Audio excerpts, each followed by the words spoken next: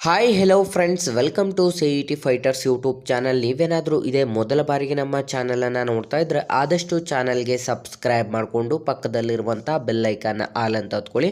ಬನ್ನಿ ಸ್ನೇಹಿತರೆ, ಇವತ್ತಿನ ಈ ಒಂದು ವಿಡಿಯೋದಲ್ಲಿ ಅಬಕಾರಿ ಇಲಾಖೆಯಲ್ಲಿ ಖಾಲಿರುವಂಥ 17,727 ಬೃಹತ್ ಅಧಿಸೂಚನೆ ಮುಖಾಂತರ ಈ ಒಂದು ವಿಡಿಯೋದಲ್ಲಿ ಕಂಪ್ಲೀಟಾಗಿ ಮಾಹಿತಿಯನ್ನು ತಿಳಿಸ್ಕೊಡ್ತೀನಿ. ವಿದ್ಯಾರ್ಥಿಗಳು ವಿಡಿಯೋನ ಸ್ಕಿಪ್ ಮಾಡದೆ ಕೊನೆವರೆಗೂ ನೋಡಿ.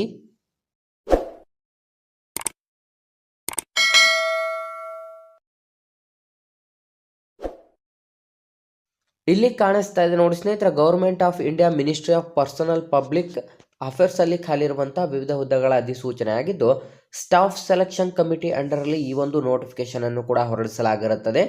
CGL ನ ನೋಟಿಫಿಕೇಶನ್ ಅಧಿಸೂಚನೆ ಇದಾಗಿದ್ದು 2024ರ ಅಧಿಸೂಚನೆ ಕೂಡ ಇದಾಗಿರುತ್ತೆ.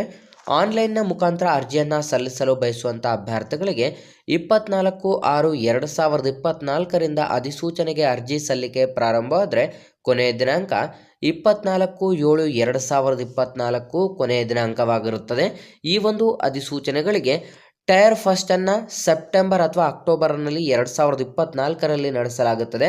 ನೆಕ್ಸ್ಟ್ ನೋಡೋದಾದ್ರೆ ಸ್ನೇಹಿತರೆ, ಎರಡನೇ ಒಂದು ಟೈರ್ ಅನ್ನು ನಾವು ನೋಡೋದಾದ್ರೆ ಡಿಸೆಂಬರ್ 2024ರಲ್ಲಿ ನಡೆಸಲಾಗುತ್ತದೆ.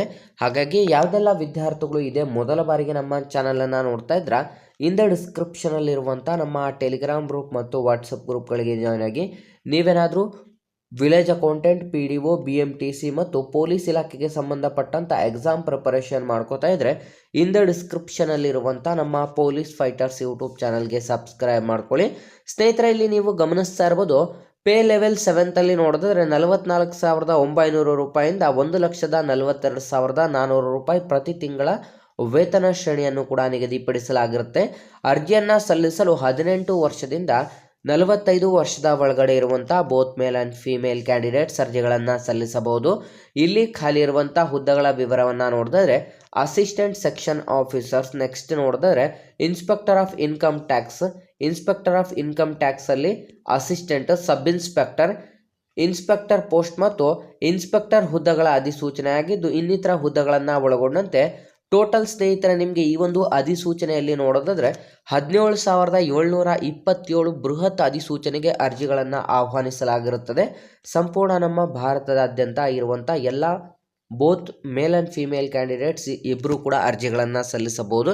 ಇಲ್ಲಿ ಕಾಣಿಸ್ತಾ ಇದೆ ನೋಡಿ, ವೇಕೆನ್ಸಿ ಆ್ಯಂಡ್ ರಿಸರ್ವೇಷನಲ್ಲಿ ನೋಡೋದಾದರೆ ದೇರ್ ಆರ್ ಅಪ್ರಾಕ್ಸಿಮೇಟ್ಲಿ 17,727 ವೇಕೆನ್ಸೀಸ್ ಅಂತಲೂ ಕೂಡ ನೀಡಲಾಗಿರುತ್ತೆ. ಹಾಗಾಗಿ ಸ್ನೇಹಿತರೆ, ಇದೊಂದು CGL ಅಲ್ಲಿ ಬೃಹತ್ ಅಧಿಸೂಚನೆ ಕೂಡ ಇದಾಗಿದ್ದು, ವಿದ್ಯಾರ್ಥಿಗಳು ಯಾರೆಲ್ಲ ವಿಡಿಯೋಸ್ನ ನೋಡ್ತಾ ಇದ್ರ ನಾನು ಡಿಸ್ಕ್ರಿಪ್ಷನಲ್ಲಿ ಕೊಟ್ಟಿರುವಂಥ ಲಿಂಕ್ ಮೇಲೆ ಕ್ಲಿಕ್ ಮಾಡಿ ಆನ್ಲೈನ್ನ ಮುಖಾಂತರ ಅರ್ಜಿಗಳನ್ನು ಸಲ್ಲಿಸಿ.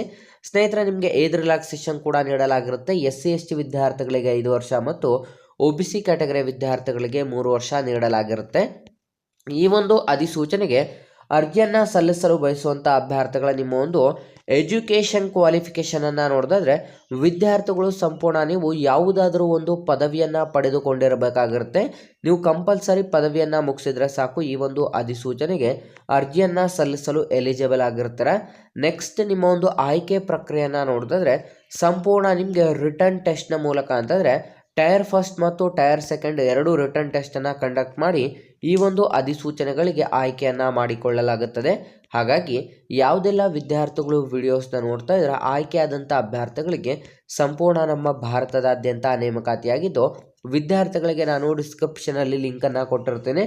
24/7/2024ರ ಒಳಗಾಗಿ ವಿದ್ಯಾರ್ಥಿಗಳು ಈ ಒಂದು ಅಧಿಸೂಚನೆಗೆ ಅರ್ಜಿಯನ್ನು ಆನ್ಲೈನ್ನ ಮುಖಾಂತರ ಸಲ್ಲಿಸಬೇಕಾಗಿರುತ್ತೆ. ಇಲ್ಲಿ ನೀವು ಗಮನಿಸ್ತಾ ಇರ್ಬೋದು ಸ್ನೇಹಿತರೆ, ಜೂನಿಯರ್ ಸ್ಟ್ಯಾಟಿಸ್ಟಿಕಲ್ ಆಫೀಸರ್ಸ್ ಹುದ್ದೆಗಳಿಗೆ ನೀವು ಮಿನಿಮಮ್ 12ನೇ ತರಗತಿಯಲ್ಲಿ ನೀವು 60% ಮ್ಯಾಥ್ಸ್ನಲ್ಲಿ ತಕ್ಕೊಂಡಿದ್ರೆ ಮಾತ್ರ ಅರ್ಜಿಗಳನ್ನು ಸಲ್ಲಿಸಬಹುದು, ಅಥವಾ ನೀವು ಬ್ಯಾಚುಲರ್ ಡಿಗ್ರಿಯನ್ನು ಮುಗಿಸಿದ್ರೂ ಕೂಡ ಅರ್ಜಿ ಸಲ್ಲಿಸಬಹುದಾಗಿರುತ್ತೆ.